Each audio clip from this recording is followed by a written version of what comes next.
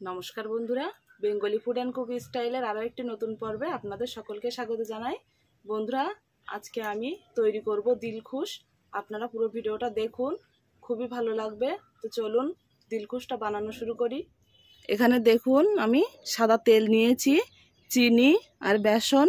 এখানে যে এই বাটিটায় আমি সাদা তেল নিয়েছি 1 বাটি, এই বাটির 2 বাটি বেসন নিয়েছি আর 1 বাটি নিয়েছি চিনি আর 1 বাটি তেল।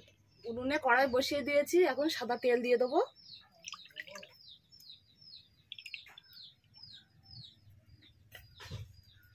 তেলটা ভালো করে গরম করে নেব।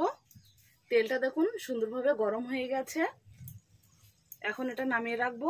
তেলটা দেখুন আমি উনুনের এই পাশে বসিয়ে দিয়েছি, এটা এভাবে গরম থাক। আর এই সাইডে আরেকটা কড়াই বসিয়ে দিয়েছি, এতে এখন দিয়ে দেবো চিনি। কড়াইতে এবারে দিয়ে দিচ্ছি চিনি, দিয়ে দিচ্ছি জল,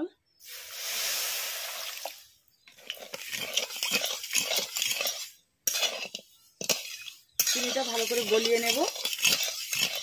চিনিটা দেখুন গলে গেছে আর রসটাও খুব সুন্দরভাবে ফুটে গেছে। এখন এর মধ্যে অল্প একটু এলাচ গুঁড়ো দিয়ে দিচ্ছি।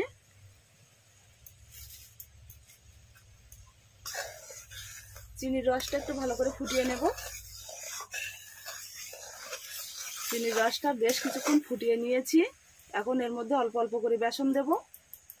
একেবারেই সবটা দেবো না, অল্প অল্প করে দেবো আর এভাবে মিশাতে থাকবো।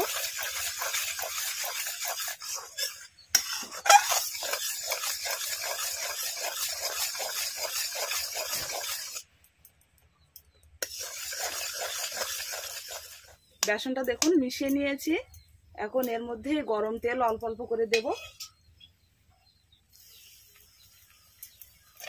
অল্প অল্প করে দেবো আর এইভাবে মিশাবো।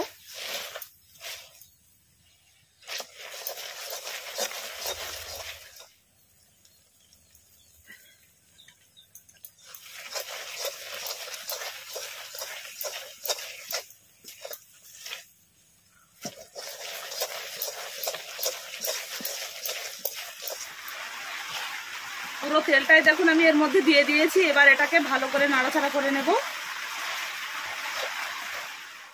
এখানে দেখুন দিলখুশটা কিন্তু আমার তৈরি করা হয়ে গেছে, খুব ভালো করে নাড়াচাড়া করে নিয়েছি।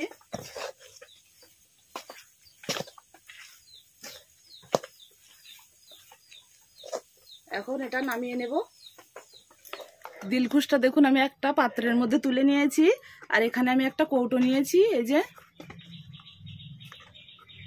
এর মধ্যে আমি দিলখুশটা ভরে নেব।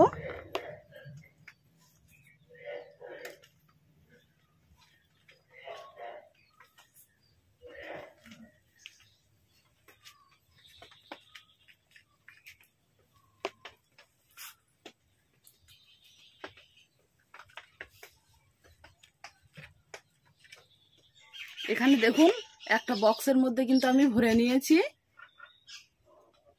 এটা একটু ঠান্ডা করে নেব এইভাবে। এখানে দেখুন আমি একটা থালা নিয়েছি, আর এটা একটু অল্প ঠান্ডা হয়েছে, এখন এটা ঢেলে নেব।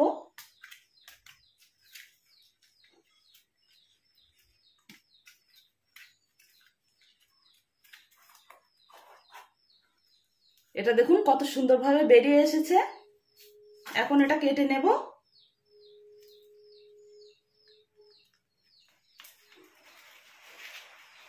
এটা দেখুন একটু শক্ত হয়ে গেছে বলে কাটলে একটু ভেঙে যাচ্ছে। এটা খুব নরম নরমই কাটতে হবে, একবার শক্ত হয়ে গেলে কিন্তু আর কাটা যাবে না।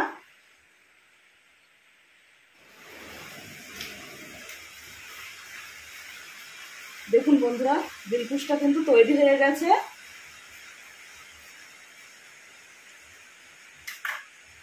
এখানে দেখুন কত কম উপকরণ দিয়ে আমি কত সুন্দরভাবে দিলখুশ তৈরি করে নিয়েছি, আর এটা কিন্তু খেতে খুবই ভালো লাগে। বন্ধুরা, আজকে এই দিলখুশের রেসিপিটি আপনাদের কেমন লাগলো অবশ্যই কমেন্ট করে জানাবেন, আর যদি ভালো লাগে অবশ্যই চ্যানেলটি সাবস্ক্রাইব করবেন।